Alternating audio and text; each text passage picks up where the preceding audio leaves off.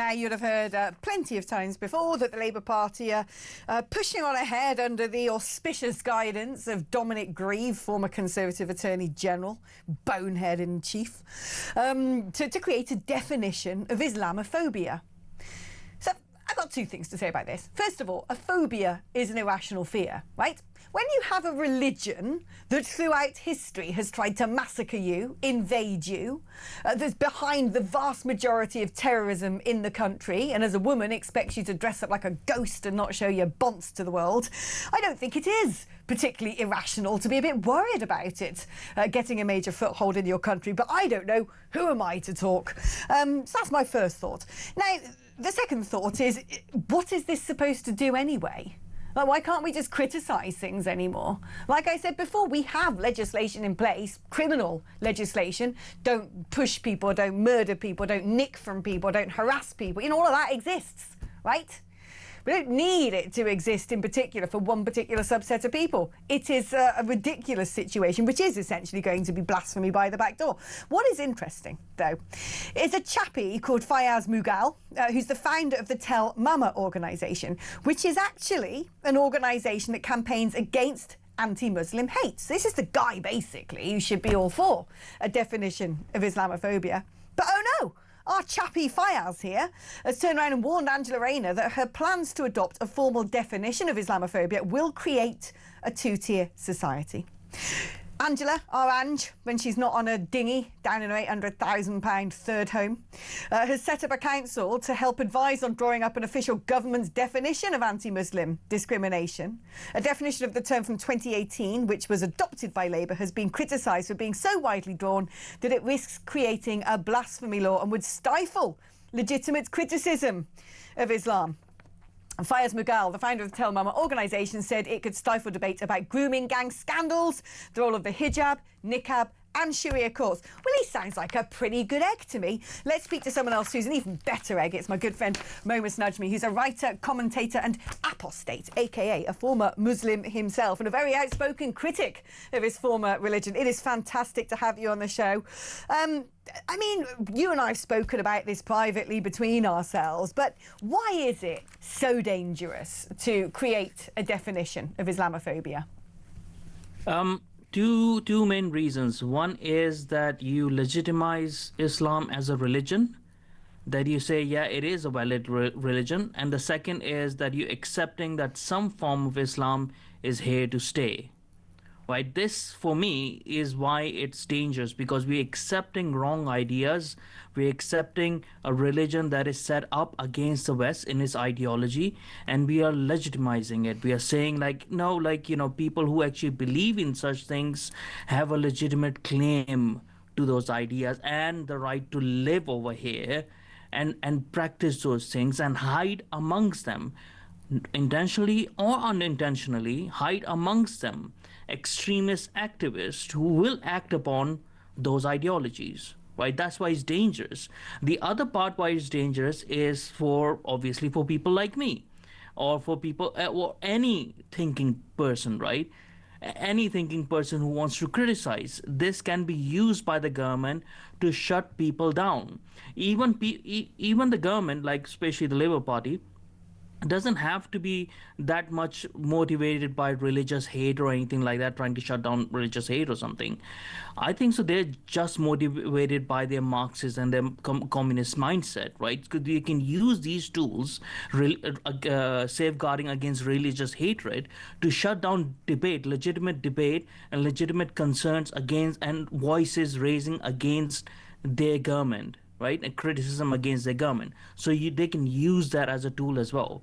I mean, what I'm going to say in response to this is, look, what you've said, it's to sort of mainstream media ears, let's say, legacy media ears, would be absolutely controversial, you know, sort of saying, well, you know, but Islam's not, it's making Islam a legitimate religion over here, saying that these people have a right to live here. If I was from the legacy media, I'd be like, but hold on, Islam is one of the major world religions and there's plenty of Muslims who live here. Are you saying that Muslims shouldn't be allowed to live in Britain? That's, of course, what they would say from The Guardian. And so I put that to you because we are in a situation now where, like it or not, we do have plenty of mosques in this country. We've got millions of Muslims in this country. We've got people who are voted in by the Muslim community to be Muslim MPs in the Houses of Parliament.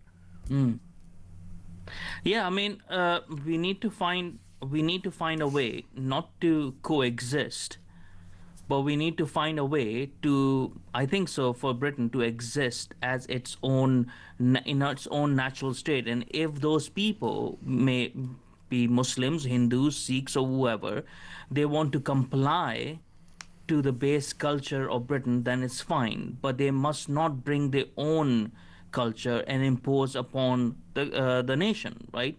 So all these mosques, in my point of view, all these mosques needs to be investigated. A lot of them need to be shut down.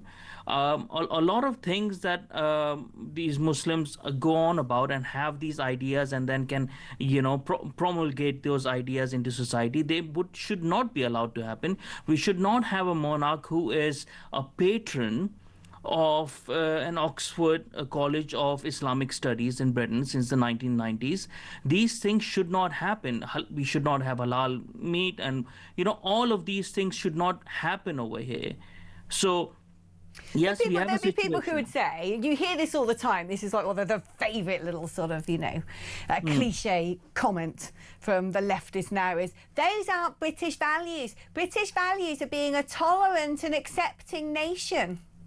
What the actual values should be, they should be of Alfred and his kin, who did not just accept Vikings, right? They did not accept the culture of Viking invaders. They gave them a choice and they, tried to assimilate them, but they didn't just roll over them, right?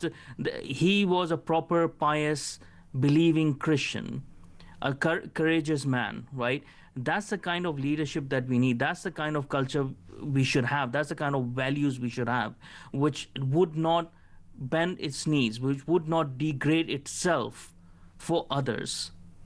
Why is it that, we're all sitting here in the Labour Party's having some debate over a definition of Islamophobia, but we're not doing it for Buddhismophobia or Sikhophobia or Vedicophobia or Hinduophobia, or, we're not doing it for anything else. Why is it that we're not doing it now?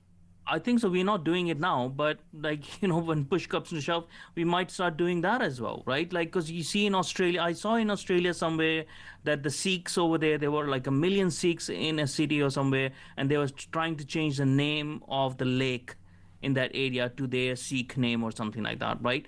So this kowtowing will happen once the numbers increase. It just so happens that the Muslims are in more majority than other minorities, so they have more of a hold. So I think so. It's once you have started this process of bending your knee, it becomes a habit then for a nation, right?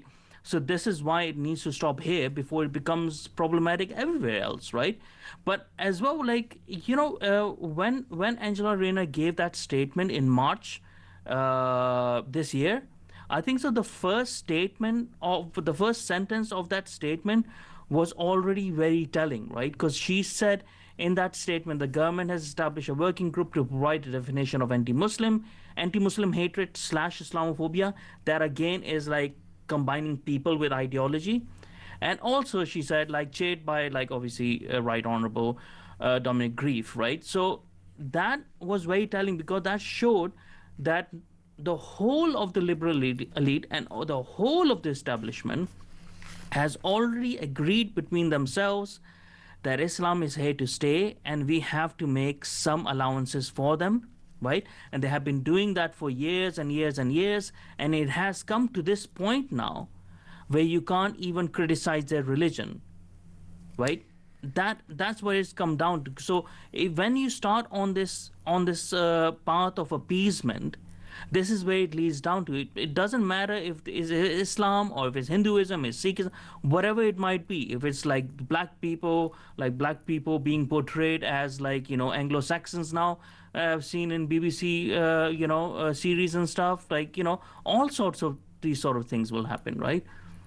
Yeah, they already are happening, Momus. That is the problem. We've already got elbow deep into a lot of that DEI nonsense, haven't we? And critical race theory and all the rest of it. It's always great catching up with you. You're a brilliant man. Thank you ever so much for giving your voice to the debate.